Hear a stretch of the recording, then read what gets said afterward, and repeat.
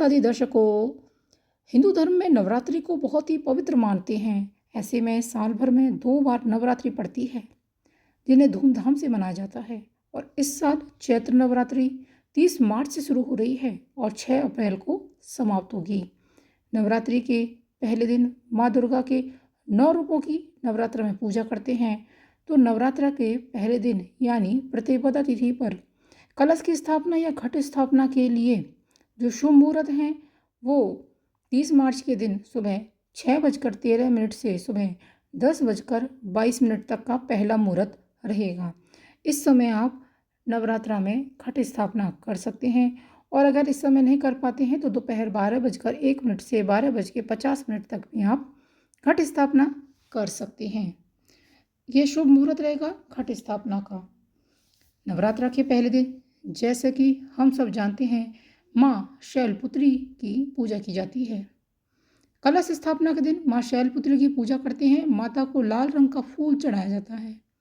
माँ शैलपुत्री के लिए जो भोग बनाया जाता है वो गाय के घी और दूध से बना होता है। माता के भोग में गाय के दूध से बनी खीर का भी भोग आप लगा सकती हैं। खीर बनाने के लिए गाय का दूध, चीनी, इलायची, साबूदाना, मखाना आदि से भी आसानी से आप खीर तैयार करके माँ को सिंपल तरीके से आप भोग लगा सकते हैं। जान लेते हैं कलश स्थापना की विधि।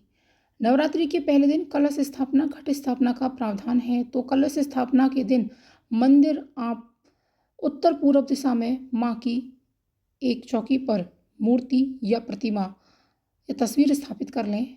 माँ की चौकी लगाकर कलश की स्थापना करनी चाहिए। सबसे पहले जिस जगह पर आपको कलश रखना है वहाँ गंगा जल छिड़क कर उसे पवित्र जरूर कर लें। लकड़ी की चौकी पर लाल रंग का एक स्वास्तिक बनाकर कलश की स्थापना करें। कलश में आम का पत्ता रखें, इसे जल या गंगा जल से आप भर दें। अंदर 1 रुपये का सिक्का, दूब, हल्दी, सुपारी, कमलगट्टा अवश्य डालें। कलश के मुख पर एक नारियल लाल वस्त्र में लपेट कर रख दें। नारियल का मुख जो पूजा करता है उसकी तरफ होना चाहिए ताकि उसकी मनोकामना शीघ्र पूरी हो। स्थापना करते समय 1 रुपये का सिक्का कलश में अवश्य डालें। घट स्थापना के लिए चैत्र नवरात्रि के प्रथम दिन मिट्टी का कलश आप लें तो शुभ रहेगा, और नहीं है तो आप तांबे या पीतल का भी कलश ले सकते हैं। इसके बाद में आपको कलश पर कलावा बांधना है, कलश पर स्वास्तिक बनाना है और ख्याल इस बात का रखना है कि कलश की स्थापना कर रहे हैं वह जगह साफ होनी चाहिए। पूजा स्थल के ऊपर कोई भी अलमारी या सामान भी नहीं होना चाहिए। नवरात्रि की अष्टमी और नवमी तिथि का खास महत्व होता है। इन दोनों तिथियों पर कन्या पूजन करने की परंपरा है। कन्याओं को साक्षात माँ दुर्गा का रूप माना जाता है। दुर्गाष्टमी या फिर नवमी के दिन कन्या पूजन जरूर करें। अगर आप पूरे 9 दिनों के व्रत कर रहे हैं तो कन्या पूजन आपको जरूर करना चाहिए। मान्यता है कि नवरात्रि में कन्या पूजन करने से माँ दुर्गा प्रसन्न होती हैं, भक्तों को सुख समृद्धि का आशीर्वाद देती हैं। नवरात्रि में माँ दुर्गा को लौंग अवश्य चढ़ाएं। नवरात्रि में माँ दुर्गा को लौंग चढ़ाने से आदमी के पास कभी पैसों की कमी नहीं होती है। लौंग के प्रयोग से नकारात्मकता का नाश होता है और सकारात्मकता का संचार होता है। लौंग में अद्भुत शक्ति होती है। लौंग का उपयोग पूजा करने से व्यक्ति का स्वास्थ्य भी ठीक रहता है। नवरात्र के 9 दिनों तक रोजाना शाम के समय दिए में लौंग डालकर 1 जोड़ा लौंग का डालकर जलाएं। पूरे घर में दिखाएं। इस घर में आपको दिखाना चाहिए। अगर आप शाम के समय माँ की आरती करते हैं तो कपूर में लौंग के जोड़े को डालकर माँ की आरती करें तो माँ बहुत ही ज़्यादा प्रसन्न होती हैं। चैत्र नवरात्रि में माँ दुर्गा हाथी पर सवार होकर धरती पर आएंगी।